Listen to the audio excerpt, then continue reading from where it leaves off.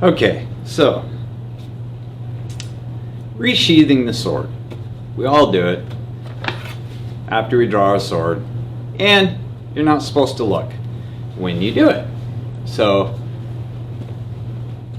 just draw it back and you put it back in. Not a big deal, right?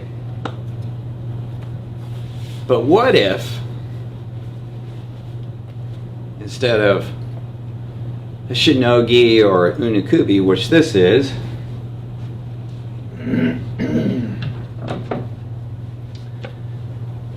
you have a kugarasu. Yeah, double-edged sword. What do? You could just real carefully put it back in the side like that. But what if you wanted to do it traditionally? That's a little different. Because, again, you know, you have two edges. Okay? So, it makes it a little bit difficult. There's not a lot of videos on how to resheath the kugarasu. And really, it was a tachi, the original kugarasu.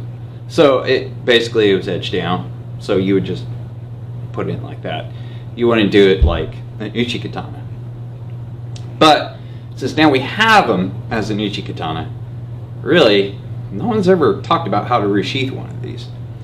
So there's only one other person who's done a video on it, and what they would do is put the blade flat on their hand and run it all the way up. You know, kind of like this. Run it all the way up on the flat and then drop it in. I don't know about that. This is my hand. This is the only one of its kind. I'm not going to do that. So there is a move in tenshinu that we do. After you perform it, the move, when you stop like this. Okay? So I was thinking you could do this with the kugarasu. So you're like this. This is basically your shuburi. Okay? You just smack this side of it. Now, here's the key. This arm won't move. Okay, so you take, so it's back actually more like this, so you can reach it. Move your side to where you need it, kind of. Take these two fingers, pinch the tip of the sword. So basically, that's what I'm doing. That's what I have. Okay? So you have it. You're like this. Just pinch that right at the tip. Then you're going to move your body. See, this arm stays the same. And then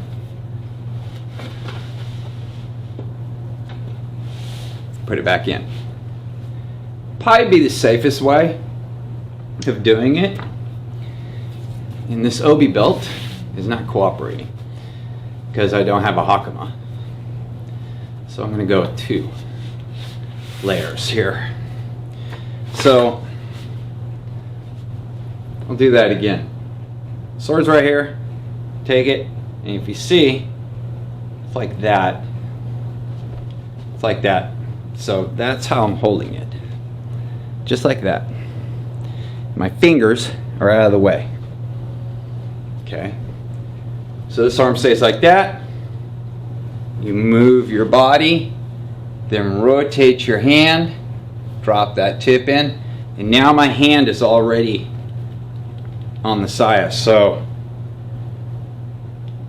once I get right here, I just let go, let it fall in the saya, and then do noto. So it's kind of hard to show, but I think that would be like the safest way. of resheathing one of these, because like I said, I'm only holding it like that. So if anything goes wrong, I can just move my hand out of the way. Okay, so if I'm like this, bringing it in, and something goes wrong, I could just let go. And then that's it. Or you can just do it like this, real slowly. Put it back. So, yeah. It's a tricky sword to resheath because you have two edges. So, trying to resheath it the normal way won't work. Yeah, because it's not conventional to do it that way with one of those. So, unlike, you know, an unikubi, which this is, has no edge. You know, we all know that. So, in order to do, you know, no toe, we can just slide it along our hand and just put it back in. So it's up to you guys. If you get a kugarasu, be very careful resheathing the thing. Like I said, it's got two edges, both sides are sharp. Now mine, the front is sharper than the back, because the back side is not supposed to be as sharp as the front, because the back side is more for you come back around on someone's neck, or just give them a I wouldn't say a slight cut, but a non-superficial cut, something that's not lethal. Okay, because the back of the sword is the weakest part of the sword, so it's just real quick cuts with it, nothing real heavy. In this one, even though it is a 1095, it's just through hardened, so I try to use light targets on it. That, and it's my only one, I don't want anything happening to it. So that's the differences between just a regular single-edged sword and then the kugarasu. I mean, I love this thing. This thing is awesome to cut with. It really is. Have fun with it when I do break it out. So if you have one, give that a try. If you've been like feeling kind of, it is kind of spooky to kind of handle it that way, and like I said, you know,